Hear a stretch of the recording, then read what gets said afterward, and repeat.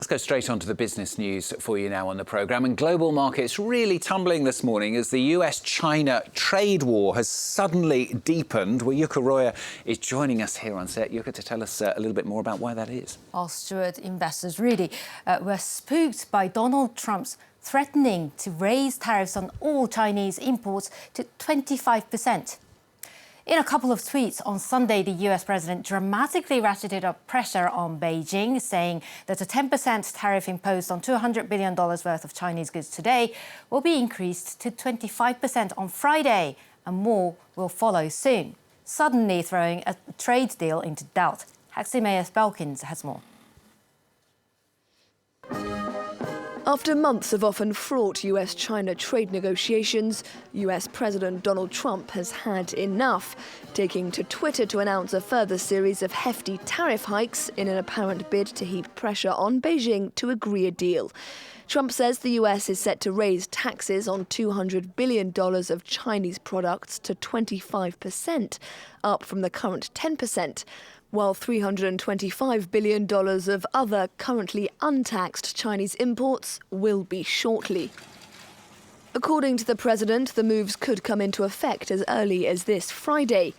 The tariff hikes have surprised analysts, with many believing a deal was just around the corner.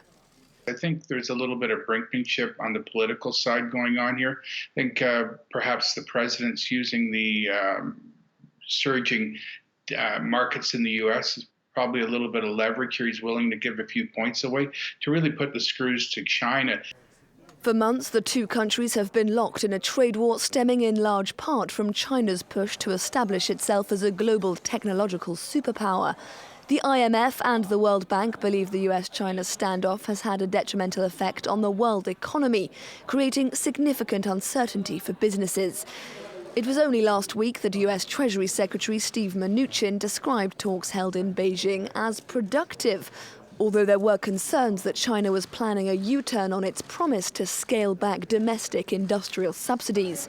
Trump's tweets come just days before a large-scale Chinese delegation, led by Vice Premier Liu He, was meant to travel to Washington to resume talks. There is some speculation that's a trip the Chinese could now be unwilling to make.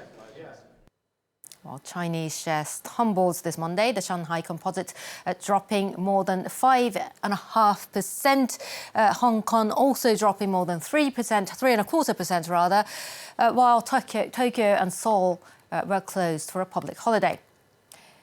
This shockwave carried on to the European markets. Paris's CAC 40 and Germany's DAX both opening down almost 2% this Monday, giving up some of last week's gains. Markets in London are closed for a bank holiday.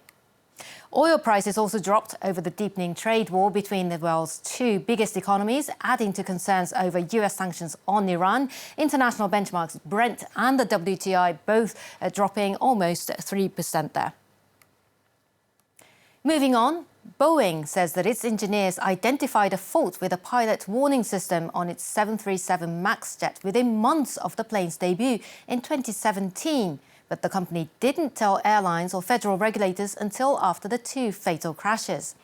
In a statement released on Sunday, the plane maker said that its team found that the safety alert designed to warn pilots about possible malfunctioning of a key sensor wasn't working as intended a year before the Lion Air crash in Indonesia last October.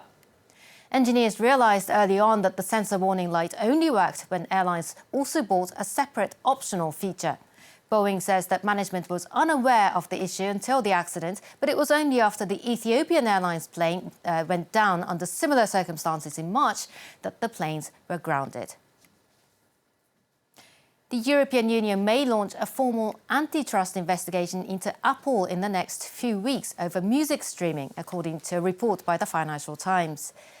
The move follows a complaint by Spotify that the iPhone maker abused its App Store dominance to favour its own music streaming service over others. Spotify says Apple's policy of charging a 30% fee to music streaming services for using App Store's payment system is unfair. Spotify recently hit 100 million paid subscribers mark, far outnumbering Apple Music subscribers. The Swedish furniture chain IKEA has launched its first store in the centre of Paris. It's the company's 34th store in France, but located in the chic Madeleine area, it's different from its typical outlets. It's much smaller, with about 5,000 square metres of floor space and about a quarter of its shops in the suburbs. There won't be available stock on site naturally, or a very limited number of flat-pack furniture is available there. And the store is designed to attract customers to get ideas and then order items online. Yeah, maybe going. You never know. Thank you so much, Yuka. Yuka Roya there with Business on France 24.